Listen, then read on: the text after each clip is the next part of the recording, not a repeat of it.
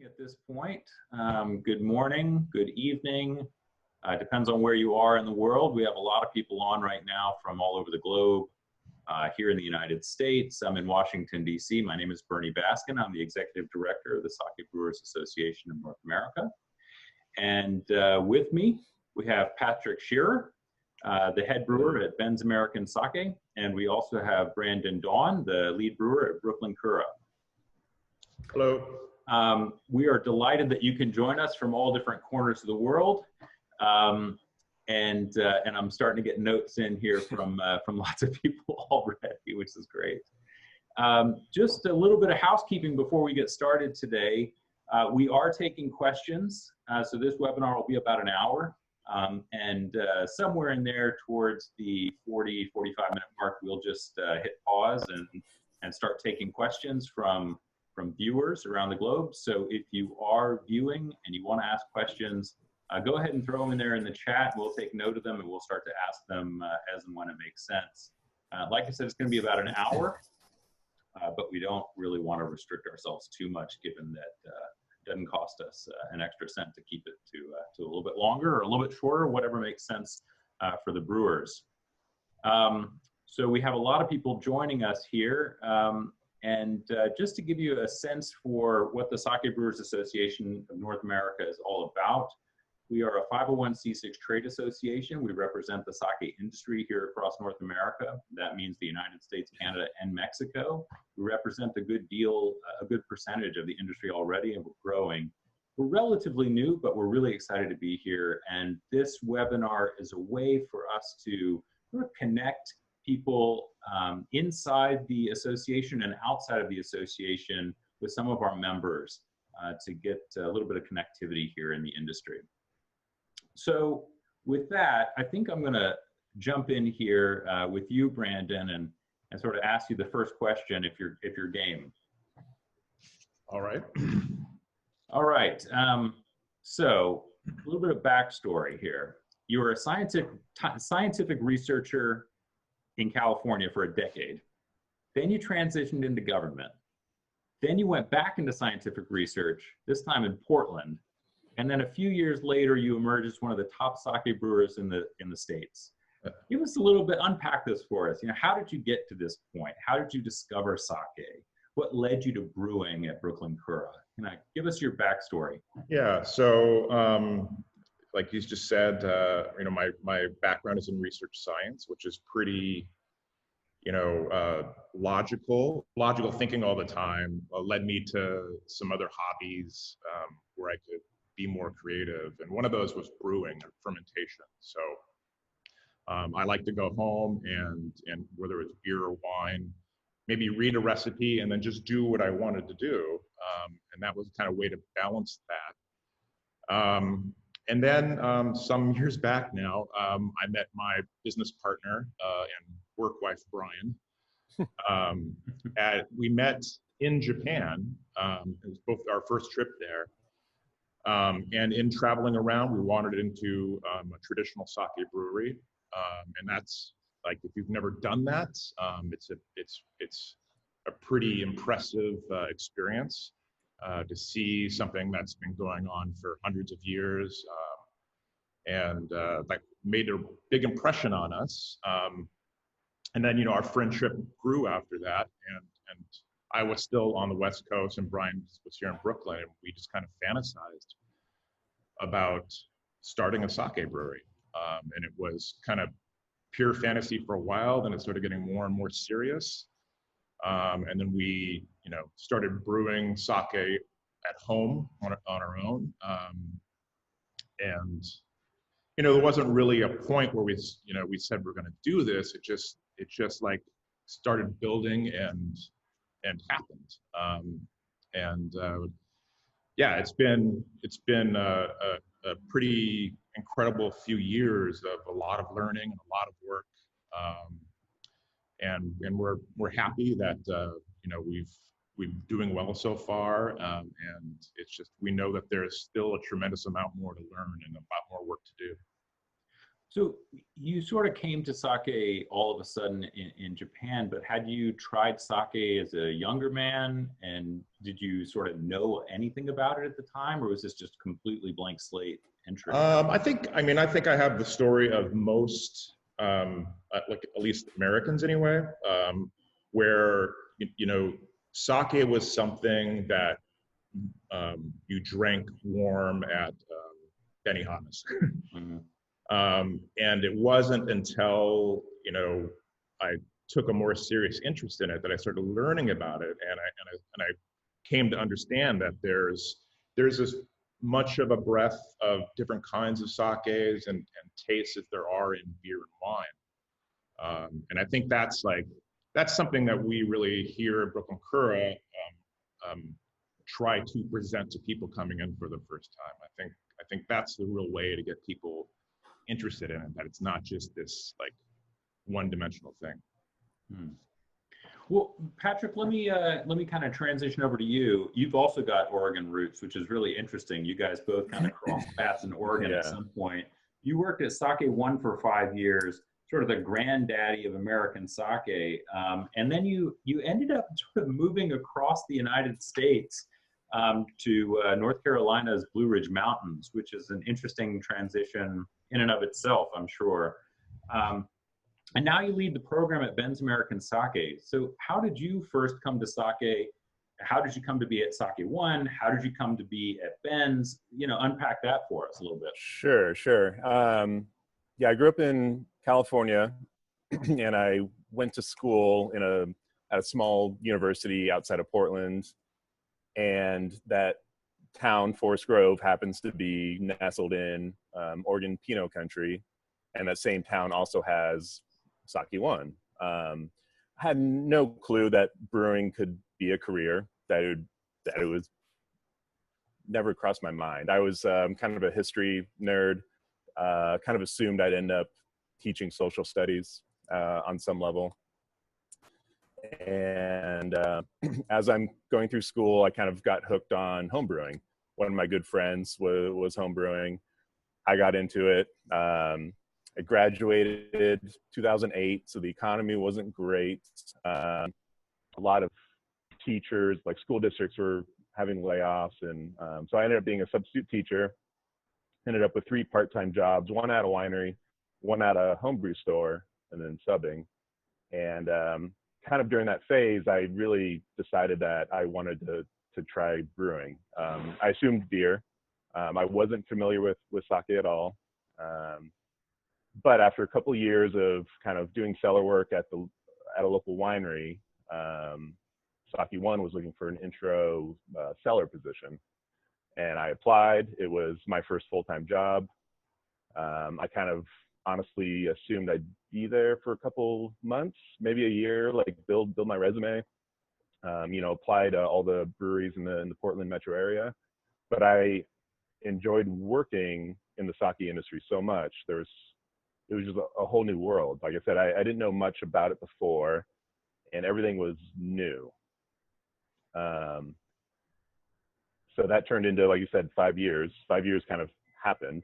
And then I did end up leaving. I kind of felt like I had to pursue my interest in beer. Worked at some large breweries in Portland,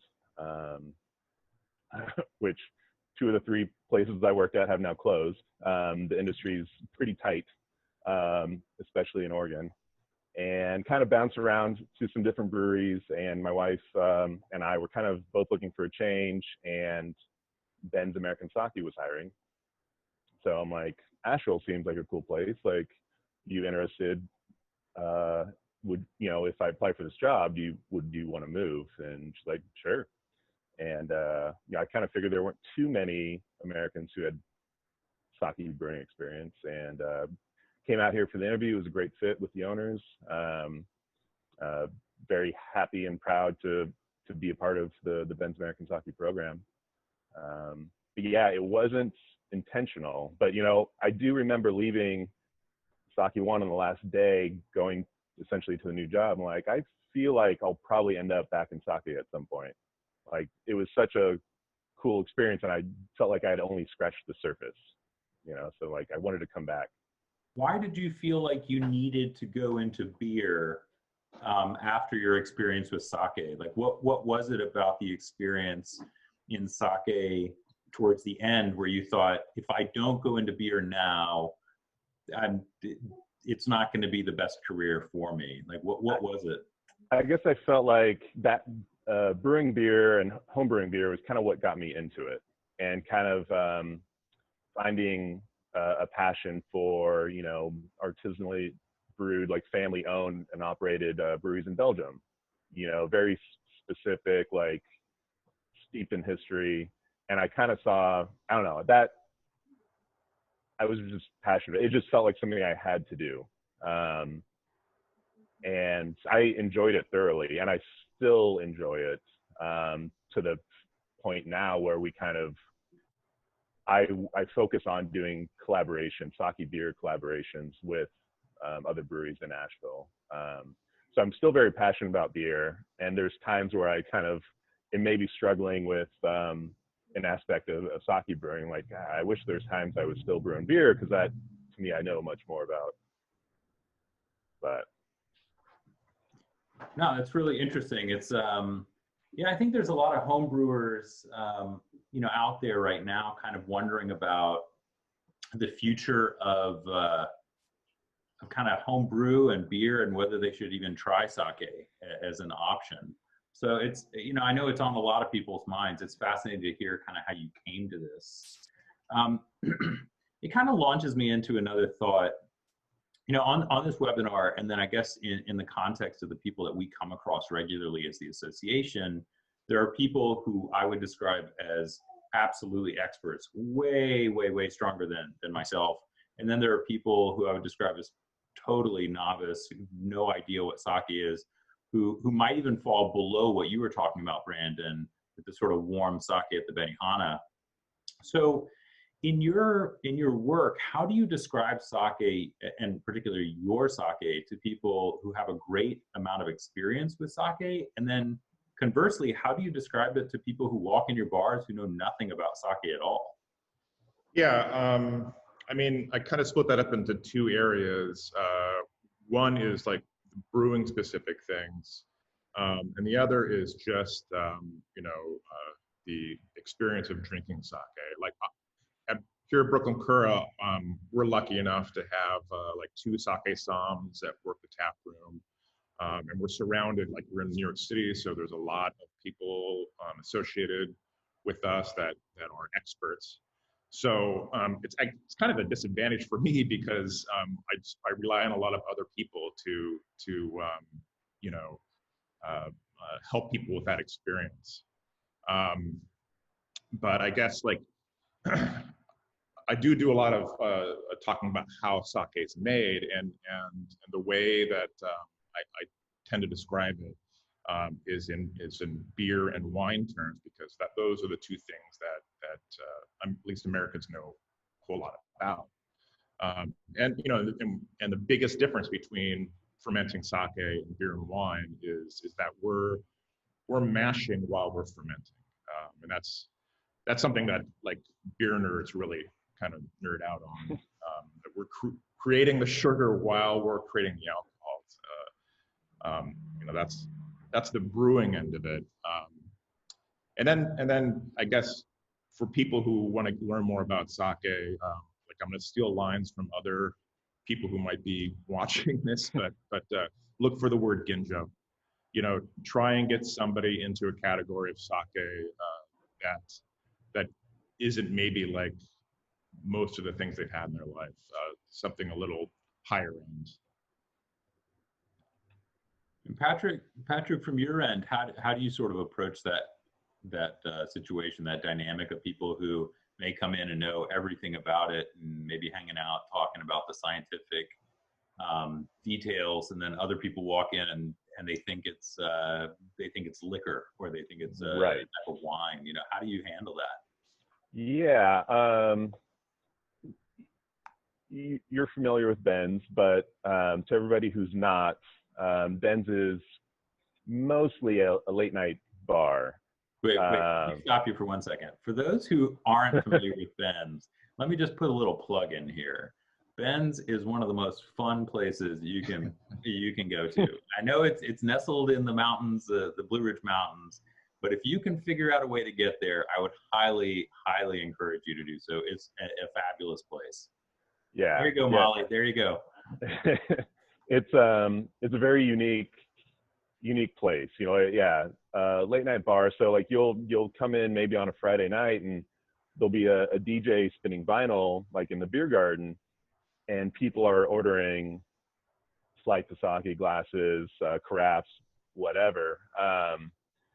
So that's a very cool experience, but more so, I'd say 90, maybe 80% of our clientele don't necessarily know that they're walking into a sake brewery. So we get probably way more novices. Yeah, like you said, people who think sake is distilled, people who think it could only be served warm, people who have only had maybe unpleasant experiences with it. And yeah, I like our kind of approach is like, oh, well, if you say you don't like sake, like, well, one, you haven't tried ours. And two, like the majority of what we sell has been infused with different natural fruits, juices, spices, etc. So yeah, if you think you don't like sake, like let's try our lemon ginger. It drinks kind of like a spicy lemonade. We're currently offering like a Mexican chocolate. So we have like a wide range of flavors that usually will grab people who are more timid about trying sake for the first time.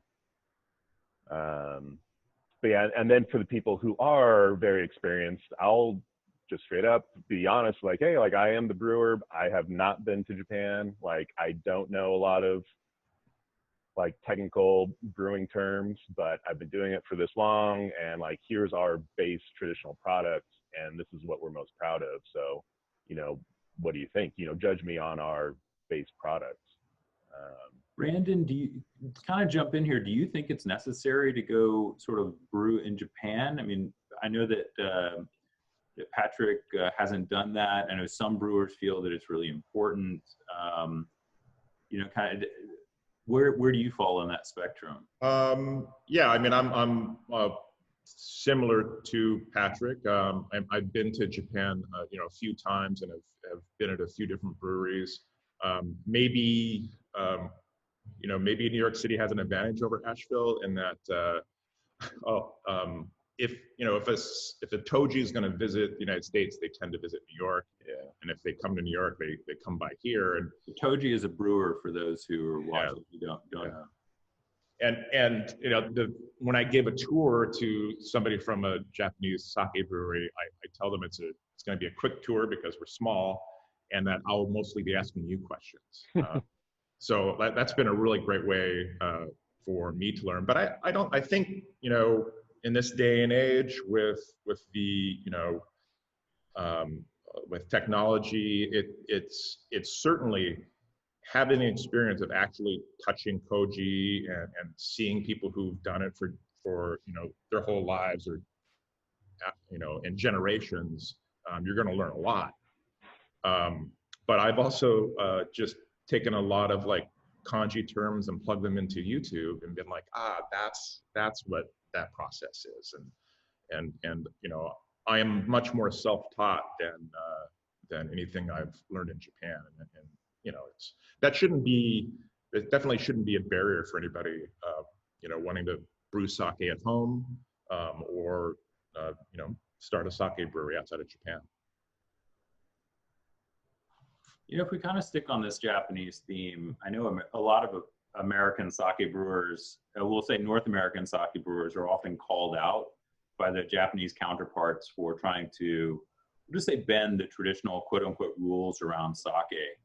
Are you focused on anything in particular, you know, that you might consider innovative in your sake brewing that might, you know, bend the rules? Do you try to emulate the Japanese sake, you know, kind of to a T? Patrick, I know you do a lot of infusions and fruits, so maybe we can kind of start with you on this question. Yeah, we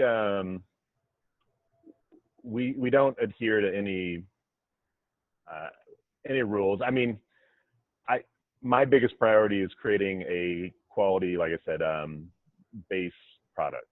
And I'm a firm believer that if the base product isn't good, then you can't hide the flaws, no matter how much fruit or spice or sugar or whatever you add to it. So I am comfortable believing that I brew a very good traditional style product. But we are also, like I said, with kind of the novice customers, I think we have a lot of success introducing them via our infused line. Pineapple jalapeno, lemon ginger, blueberry lime, like I said, Mexican chocolate nigori. People kind of like, oh, that sounds like very intriguing. So like, I'm willing to try that. And if we can get them to try one of our non-traditional products, you know, they may or may not work their way to a traditional offering. That being said, I personally am more of a traditionalist, and definitely for 2020, we'll be planning on kind of releasing more traditional small batch offerings. One of the things that I have focused on since I started at Ben's American is exploring koji options. And that, again, have just barely scratched the surface. I've maybe worked with 6 different varietals since I've been here. But I do look to expand on that. And I don't know, we've had a lot of success with our infused products, specifically the concept of sake spritzers, which I think you have to have your head in the sand if you weren't aware of the success of Truly, White Claw, all of those. So our version was a cider spritzer and a yuzu mandarin tangerine spritzer, Yutang is what we called it. And the Yutang just kind of went off the charts. Wasn't expecting that kind of success, but people were more comfortable with it. It was more approachable. And so now that they had that product, they're aware that there's a sake brewery in town. They're aware that sake isn't always kind of served warm at Benihana's or the sushi place or whatever. So the non-traditional approach has worked very well for Ben's American Sake. And Brandon, where do you fall on that spectrum? Because it seems to me like maybe you're kind of on the other side of it. Yeah, I mean, how many sake breweries are there in North America now? There's what, like 20 plus. 20 plus. Growing pretty steadily. And I think it's it's an interesting time for sake brewing in the United States and outside of Japan, in that there is the spectrum. And I think at the end of the day, it's really about growing the number of people that are drinking, handcrafted sake. So we definitely fall on the more traditional side. Like our approach is to, I mean, maybe it's, the New York City market has more people that approach works with. But we do a few things that, so sake in Japan is nihonshu, and there's pretty strict rules for what you can and cannot call sake. Those rules don't exist in the United States, but and they also probably vary by state. So we're just making an effort to introduce people to very traditional styles of sake, and then when we do something that is outside of tradition, we make sure people understand that. That's the kind of the educational game that we're playing here. But I think at the end of the day, like both Patrick's, both Ben's, and our approach are aimed at getting people who haven't tried or liked sake before to take a look at it. Yeah, it's really interesting. I tend to agree that I think there's this pretty broad spectrum here in North America around hyper-traditionalists, and then the other side of people really kind of bending the rules, to the degree that they even exist, right? And I've seen both sides of that spectrum produce spectacular product. I mean, Brandon, just to go to something you said a second ago around, rules varying by state. It's interesting. The Sake Brewers Association is just about to release to its members the first document that runs through all 50 states and the rules and laws around sake. It also covers Canada and Mexico for those who are interested. But that was a major project that we embarked on in mid-2019. And we feel like sake at this point, kind of having a 10,000-foot view of the industry from the legal standpoint, it's wide open. There really aren't a whole lot of laws and regulations around sake. There's a few states that have sort of tiptoed around it, but for the most part, it's pretty wide open. Yeah. So, I think it kind of leaves open this idea that you can do whatever you want with sake, which sort of leads me, if you can do anything in sake and call it sake, to you both, is there a particular ethos or approach that you have when it comes to brewing sake? I mean, I guess I'll say like I think that sort of this Wild West idea is actually important because sake brewing in the United States is generally in its infancy. And I think it's really important for everybody to be coming at it from different angles. I think it's similar to how craft beer came into the United States, which is 30 years ago, there were just a few major beer breweries. And now there's one per square block in this country. And you can, people took the German purity laws, and then out of all that came an American style IPA, which you can find all around the world now. So I don't know if I'm answering your question, but yeah, I think that this kind of dynamic that's happening now is important, and at some point, I hope that the sake made in the United States isn't going to be Japanese sake per se in the future. We're going to have our own take on it. Where do you fall in that spectrum, Patrick?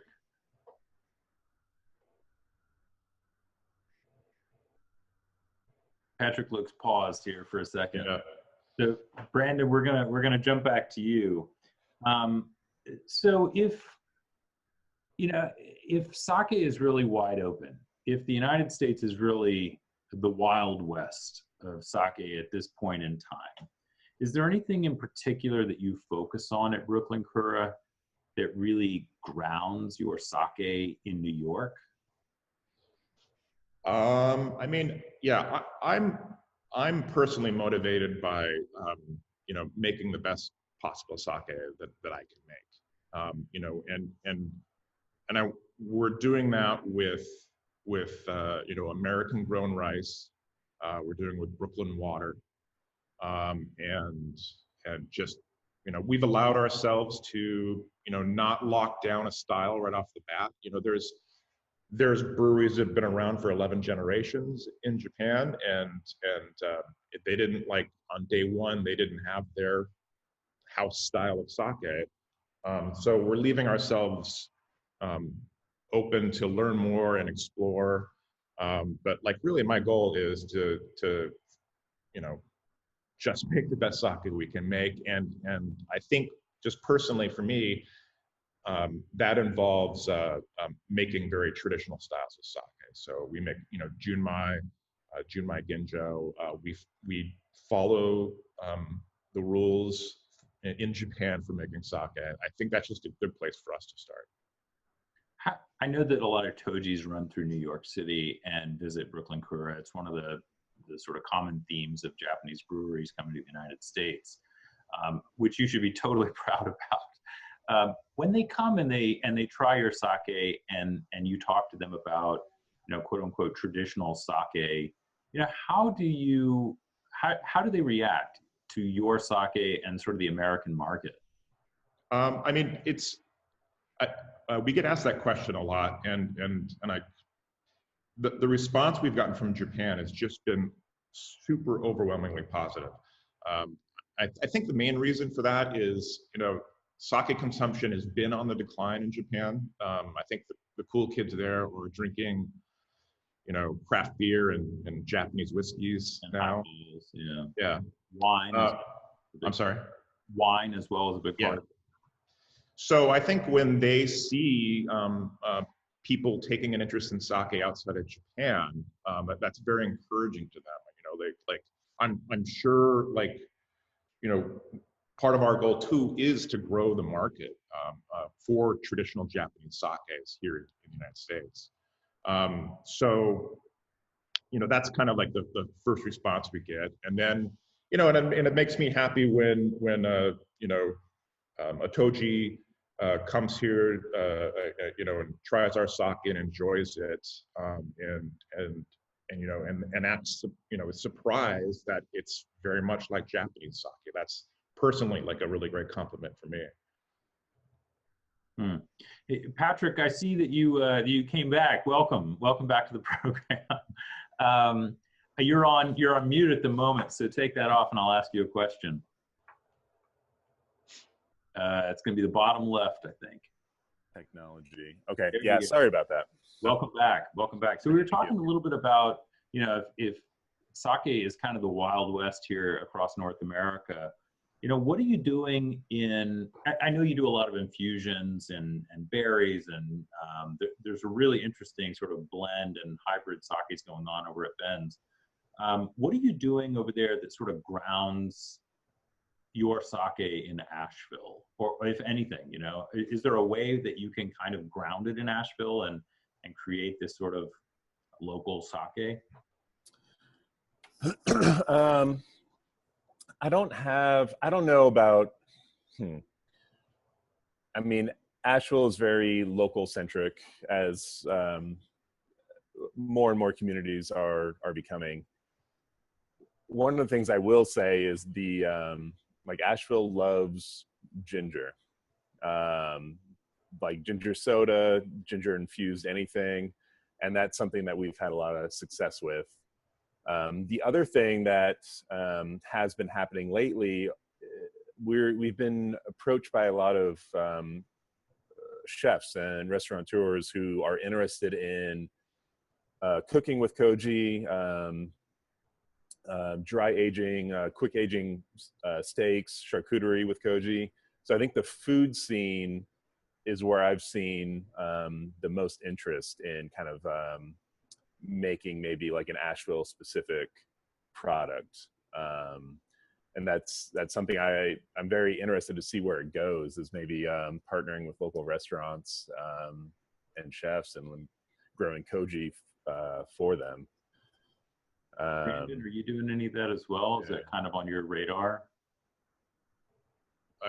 Koji and well, just kind of pairing food in the bar and kind of growing koji for local restaurant scene. Yeah, I mean, I think like koji is really a very hot topic in the culinary world right now. There was that Noma Guide to Fermentation that came out that seems like every chef in New York has read. We do a lot of tastings. It's a great book. It's a fantastic book. I mean, koji is amazing. Like all the things that koji can do, and we've certainly handed out koji and kasu to a lot of chefs here in New York City, and they've just done amazing things with it, from salad dressings to chocolate to ice cream, to curing meats and fish. We do have a lot of tasting events in the tap room, where different chefs will come and do a little pop-up and pair their food with our sake. And it's Japanese food is like the obvious choice to pair with sake, but we also make an effort to go out in different areas and have like barbecue and pizza and other things besides just sushi. So I see you're both in your tap rooms now, which is really cool, and they're very different. And it sort of draws me to this question about aesthetics. Every sake brewery I've visited in North America and in Japan has looked a little different, felt a little different, and felt like part of the community. I wonder if, while I'm asking the question, if you could both just grab a bottle of your sake. And I want to talk a little bit about design, because I think design is pretty important in the alcohol world, in terms of sales and sort of how people find a particular bottle over another. And each of you has a very distinctive focus on branding and design. I love them both. They're just very different. How would you describe your sake's aesthetic and sort of your tap room and your company's aesthetic to those who haven't seen it? Now they're seeing it. And how did you settle on the look? Where did it come from? I guess, Brandon, let's start with you since the bottles are. Yeah, I mean, we are gone for more of a kind of a graphic design and slicker look. I think that matches New York City. And yeah, just our design has been just, initially Brian and I talking about it, and then involving, branding folks and different artists. And the look is intentional, but it kind of did come about organically. Yeah, and I think it fits with just the feel of New York City. And then where we are in Brooklyn, we're in a place called Industry City, which is this like 6 million square feet facility that has kind of a similar like design feel. So yeah, I think we fit in with that. Have you found that that your customers kind of like the design? Do they comment on it? Is it important to them? Yeah, we get a lot of compliments on it. And I mean, I like that it's pretty simple, and it allows people to focus on the sake itself. So Patrick, I don't know, do you have your stuff over there? Yeah, I just pulled some out. You can see they're really different. And I've been here for getting closer to 2 years now, and we've gone through maybe 4 different like packaging concepts. When I got here, we were packaging in 12-ounce beer bottles, and then we made the transition to 12-ounce cans and had great success with that. And then we released our Black Label line, which is the traditional line, in 750 milliliter size and 375s. And that has gone over very well. And as I'm talking about this, we currently have 4 different packages that we go into, and we're about to introduce a 5th. So brewery wise, like logistically, it's a pretty big headache, and I don't know why I do it to myself, but I think the looks are all really good, and I think customers come in and they want to take something like more of like a souvenir home from Asheville. And so if we can kind of minimize the cost for them, they're more willing to not take a risk on something because they've already tried it, but like take something home. And so our cans are $10. We're going to be probably dropping that price point with a smaller 8-ounce can as well. But yeah, we've tried to gone for more of a modern look. And as you can see, like kind of trying to keep things consistent while differentiating, a higher end product versus our infused product. Not that that's not quality product. And then, like I said, our Yutang was the product that took us all by surprise. Could barely keep up with it. How many lawsuits are you expecting from the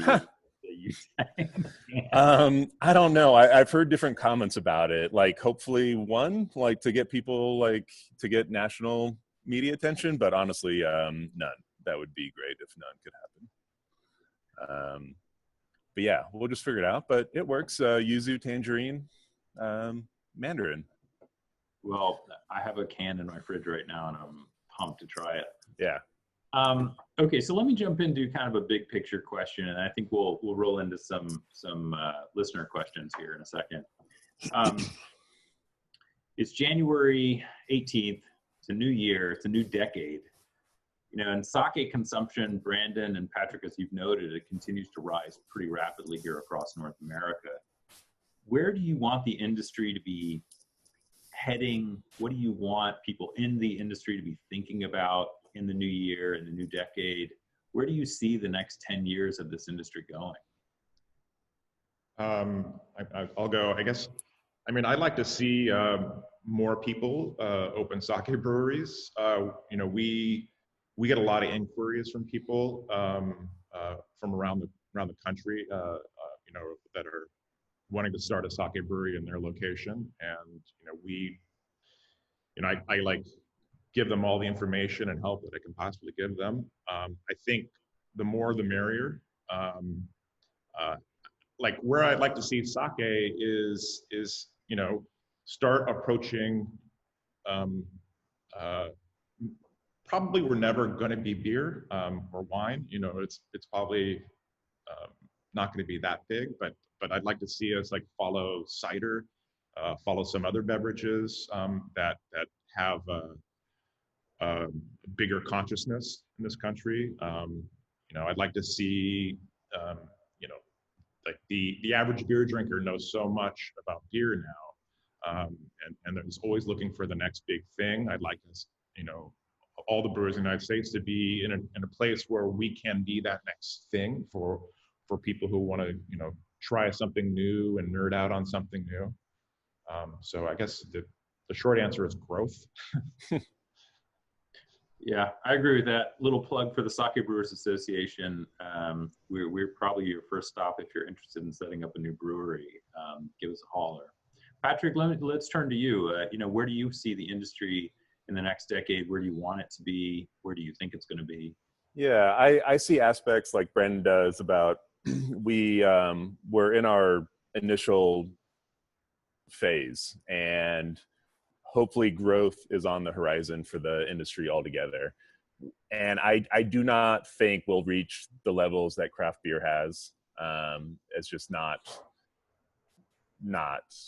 I just don't think it's going to happen. But I do see the analogy with cider, especially being naturally gluten-free,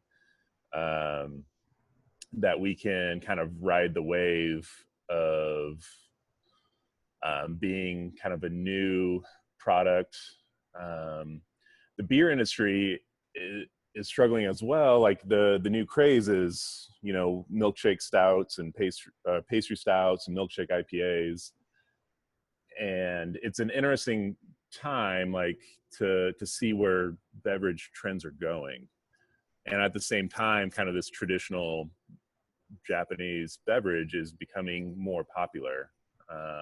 I know in Asheville, like 3 ramen houses have opened in the last year. So the increase in Japanese culture and cuisine, I think, is kind of driving also the interest in sake. And we want to help that as much as we can, partner with as many local restaurants as we can, and continue to put out a solid product. Yeah, we're seeing something similar here in Washington, D.C. as well. The Japanese community here, including the Japanese embassy, has been absolutely spectacular in sort of promoting American sake, and obviously the Japanese food scene across North America continues to rise. I think from the association standpoint, we are seeing a lot of growth right now in the industry. We're seeing, I'm contacted by a lot of people who are interested in setting up their own breweries. It's a complicated process, at least it can be in most states. And it's not particularly cheap to set up a brewery, as you both know.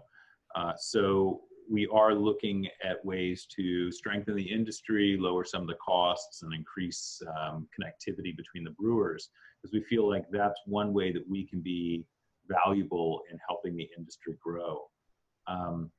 But listen, I really appreciate all of your thoughts on where the industry is going, where you want it to be. I'd like to take a second and kind of turn to some viewer questions and launch into that. We've got a lot of questions here. I'm gonna jump into a few. Ken from Cultures Group over there, you've asked a lot of questions. I'm probably gonna dial yours back a little bit and sort of combine a bunch of them. But let's start with Shane Folden.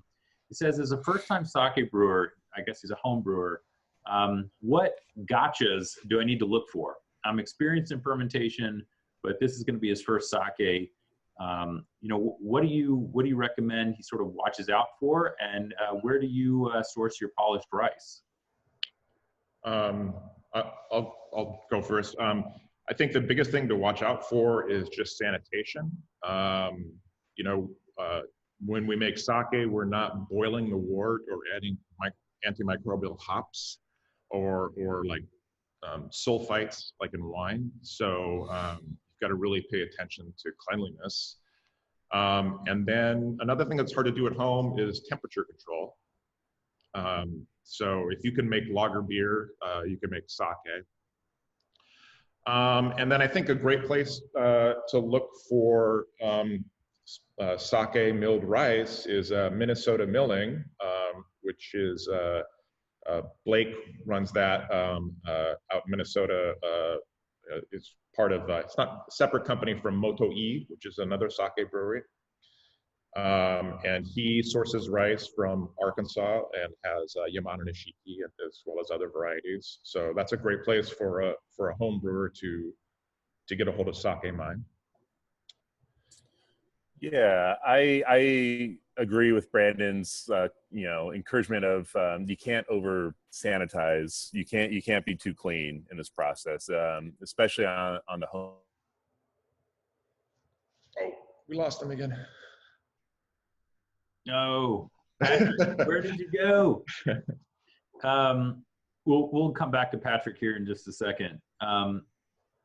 So Ken over at Cultures Group is asking a bunch of questions, and some of them get kind of scientific here. Oh, there you are, Patrick. Go for it. Sorry about that. Go for it. I agree with Brandon that you need to have sanitation like as your first priority. As a home brewer, you don't probably want to waste your potential volume in doing daily samples, as we kind of do on the commercial side.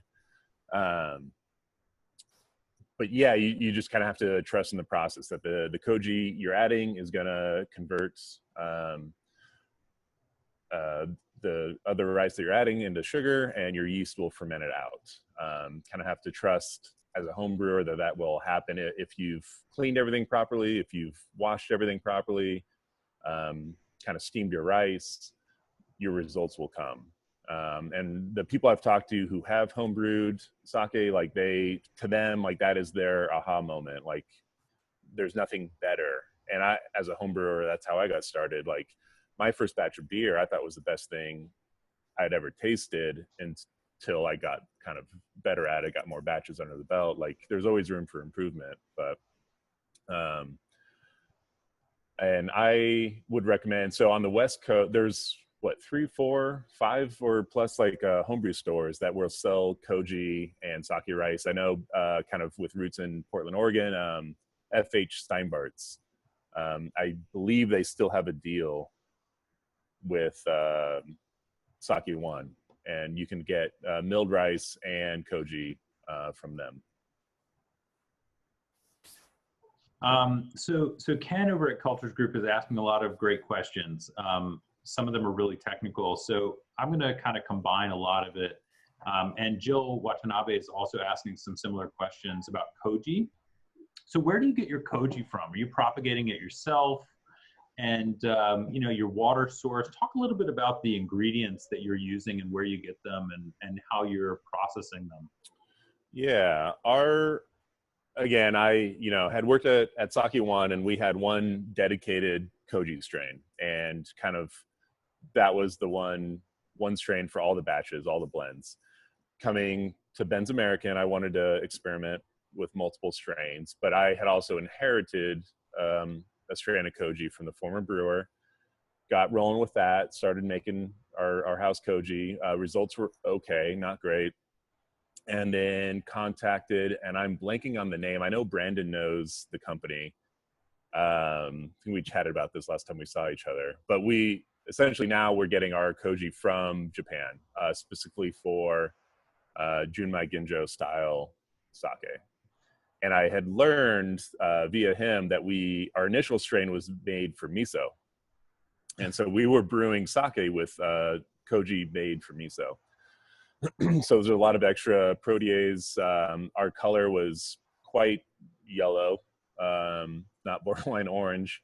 And since we've transitioned into koji intended for sake, we've just seen a lot of improvements, and that actually spawned our black label product. We weren't intending to have a different line, but the results were so good,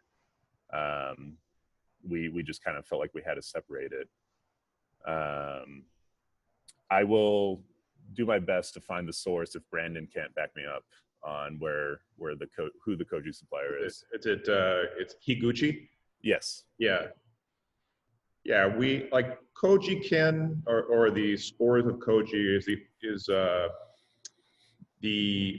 really the only ingredient we source from Japan, and we get it from two places. We get it either from Higuchi, I think in Osaka, and then there's another company called Akita Kono. If you're wanting a source of koji kin, those are two good companies to look up. So we have a koji room, and I've got a brand new koji table that like an artist in our little Industry City community here built for us, that I'm very happy with. I'm happy that it's a little bit automated, so I don't have to spend the night as frequently. But yeah, I haven't ventured away from the one strain of koji that we use too much, because it's difficult enough to grow koji. Growing koji is often said to be the most important aspect of making sake. It's something I want to get more into, like exploring different strains of koji. I've heard that there are more strains of koji than there are sake yeast. I think it's good for me just to spend some years just perfecting growing koji. And then Bernie, I think you're also asking about water. Yeah, I mean, water is different, and I've read in different articles that you were concerned moving from Portland over to Brooklyn that the water source may not be as pure in Brooklyn. Do you filter it? Do you address the quality of the water? Obviously, water is hugely, I can't overemphasize the importance in sake production. So how do you get your water, and what do you do with it? Yeah, I mean, I'm a New Yorker now, but I've spent my whole life on the West Coast. Patrick can attest to this, but Portland, Oregon has really fantastic water. It's like pretty close to distilled water. It's like super light, super clean. And then, when Brian and I decided to do this in Brooklyn, I thought I'm moving to the largest city in the country. I'm going to have to reverse osmosis the water and add back minerals. But that was just because I was a newbie and I didn't realize that Brooklyn actually has fantastic water. So we source our water. It's a great plug for Portland and Brooklyn there. Yeah. If you drink the water, the tap water is fantastic. But our Brooklyn water comes from a protected water source upstate in the Catskills. Just because New York's a large city and it's dominated the region, so they started stealing that way back in the day.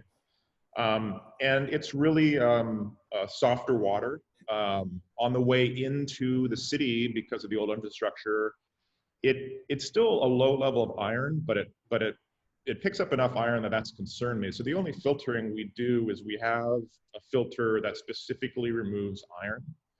And then we have a carbon filter that removes the chlorine that the city puts in to the water. But the salt structure remains the same. Like all the minerals are untouched. And like that's, I think that like the yeast seems to like it, but I don't think it's, I think you want to be a little bit mean to the yeast. You want, you're fermenting sake with soft water with minimal minerals, and then we're also fermenting very cold. And I think those are two things that can cause the yeast to create some of the ginjo car, the aroma is associated with ginjo. Patrick, do you have any thoughts on water before we? Yeah, kind of. I mean, my wife and I, who've been here for a year and a half, we miss Portland water quite a bit. But Asheville water is good, but it has a lot of issues with the old infrastructure as well, to the point where like water mains kind of randomly break, like in the middle of a brew cycle, and now you don't have water for the day because it comes in full of sediment. So there are some struggles in Asheville, even though the base water, I mean, it's snow melt and rainwater coming from reservoir, so it's very soft as well, but it gets heavily treated. So we do have a reverse osmosis filter on site, and to be honest, I've kind of started bypassing the membrane filter. So we keep the natural minerals in solution, but it is going through a carbon filter to remove the chlorine. It's fairly naturally lead-free, but it does go through sediment filters, through carbon filters, and then as we're building our moto, we add a select few calcium chloride, magnesium sulfate. We add some minerals for kind of yeast health and flavor enhancing profile later on. So let's jump back into the design. There's a really interesting question in here about kanji on bottles and cans. Do you guys include any Japanese kanji? If so, why? And if not, why? Go ahead.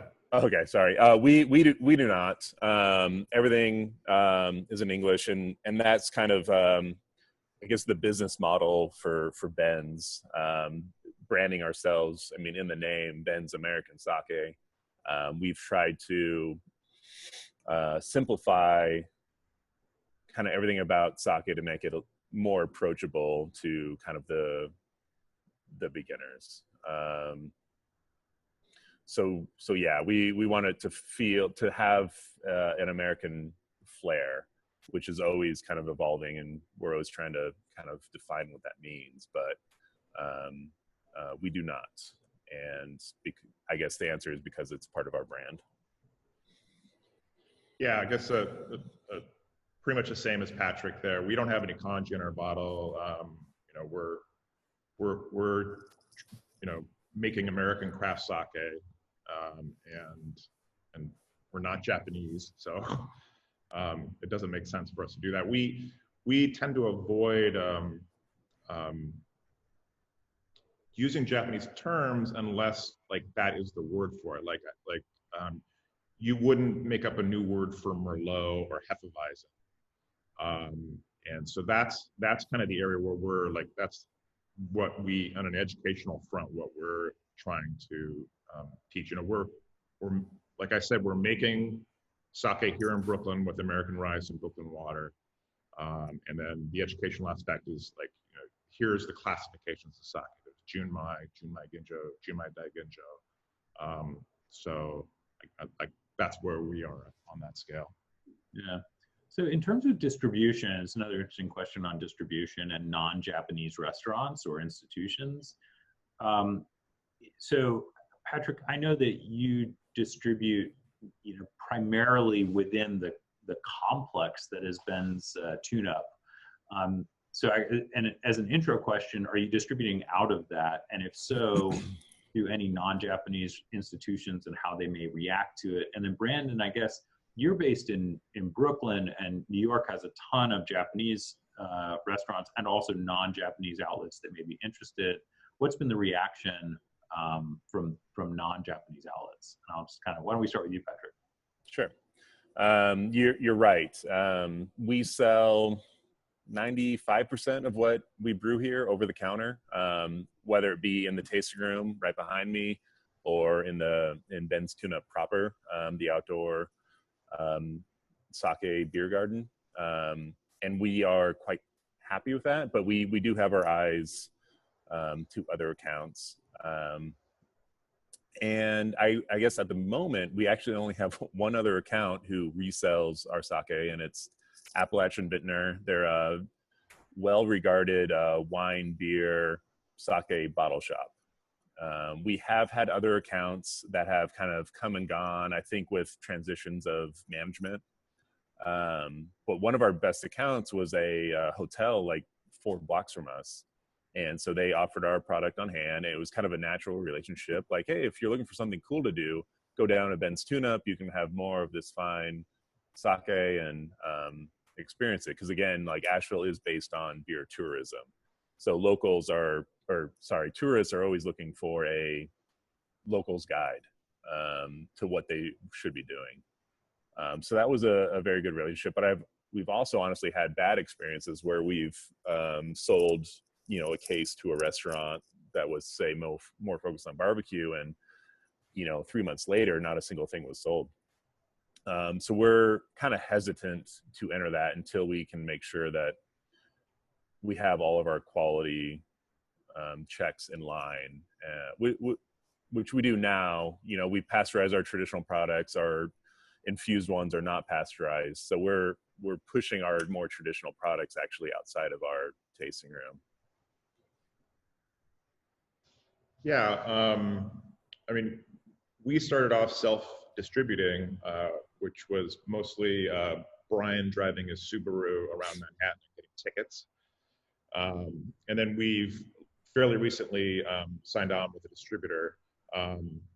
And like initially it was just, New York proper, and then turned into New York State, New Jersey, and Pennsylvania.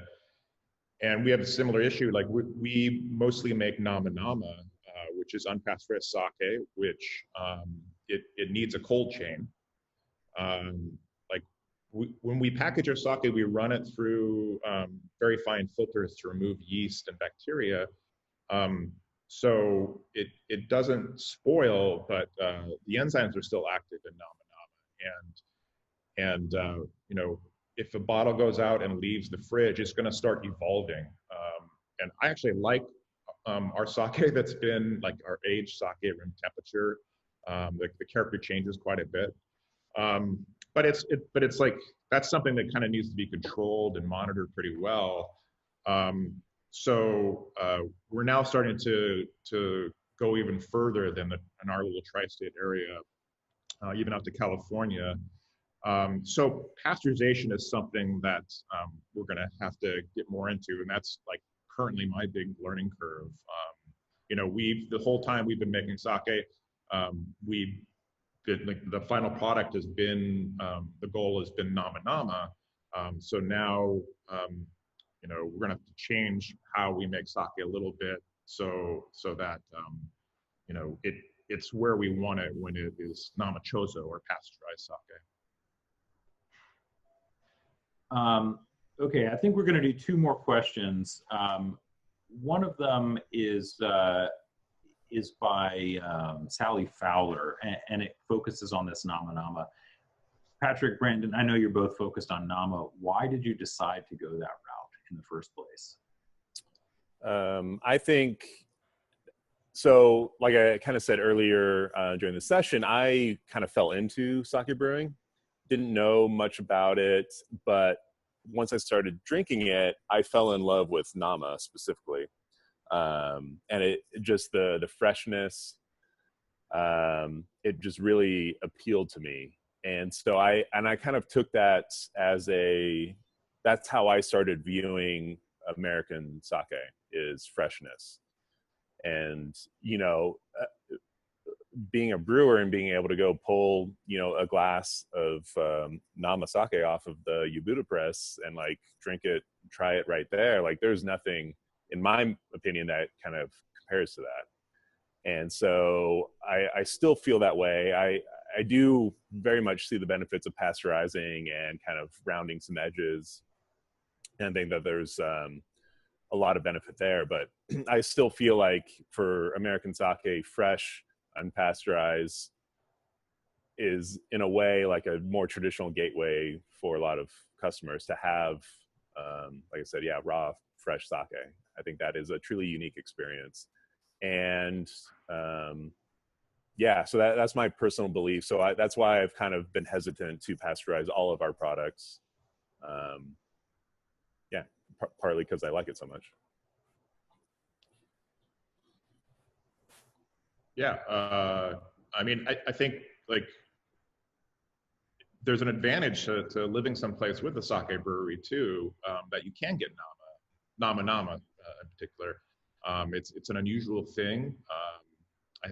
You know, probably people in chat or participants here know more about this than I do, but like my understanding in Japan is like you've got to live near a brewery to enjoy nama, just because it doesn't travel well.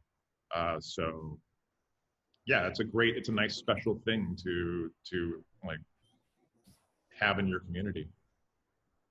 I think that's one of the most amazing aspects of sake, is that it sort of pulls together this community element in alcohol in much the same way that a microbrewery does in a small community too. You know, I think it's a very local type of alcohol, and it's one of the most special elements of it in general. So, okay, so let's do one more question. We're going to round it out with Andrew Centofonte, who you both know very well. He's the Patrick shaking his head. What's he up to?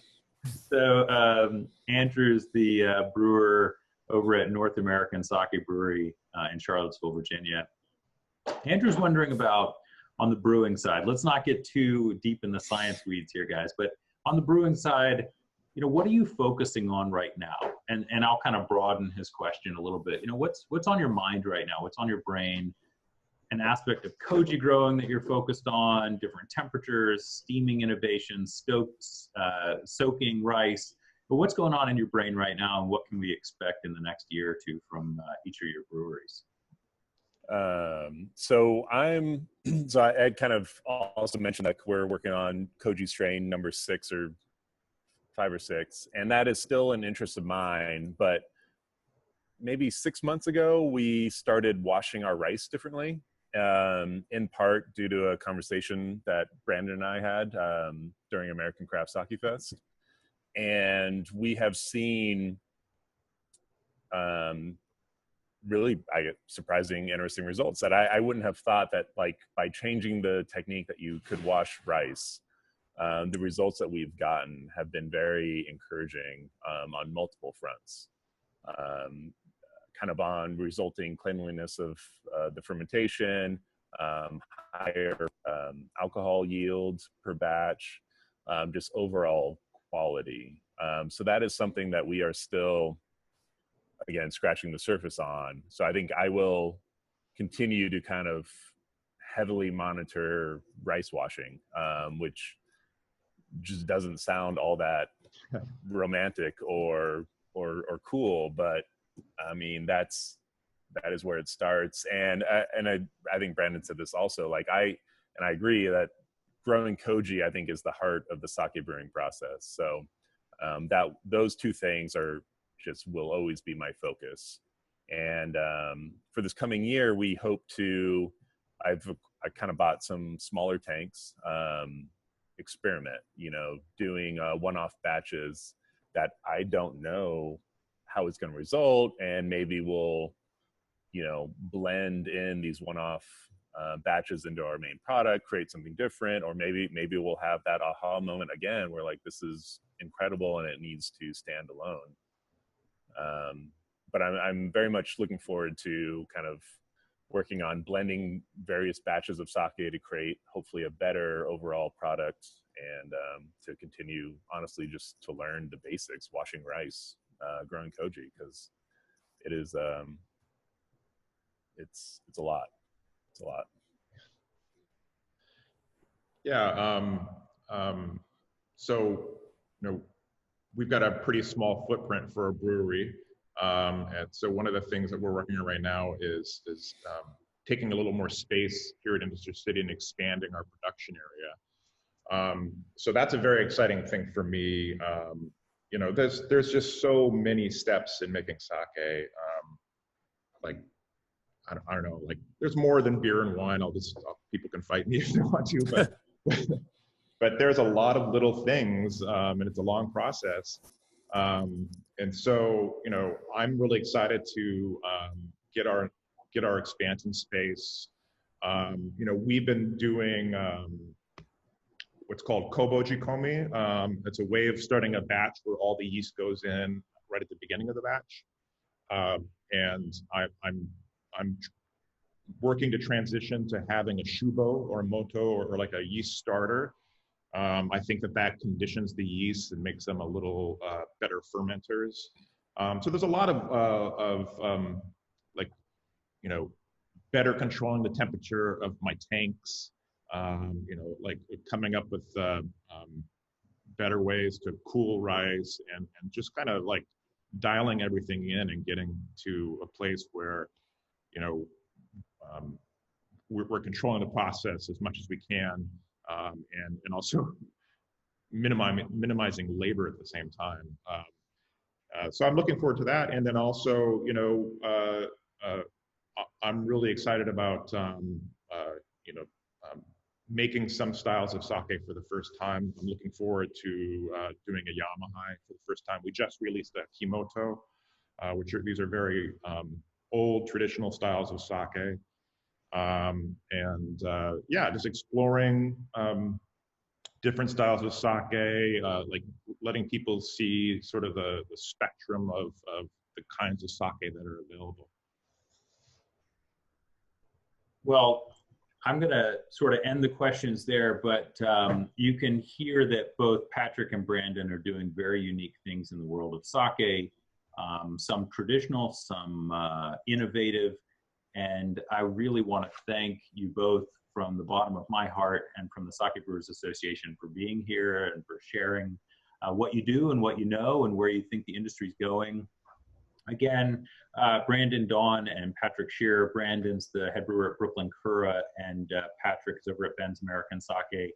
If you're in Brooklyn or if you're in Asheville, North Carolina, I would highly recommend you go visit both of these guys. They're fantastic brewers, they're fantastic people, and they make excellent product.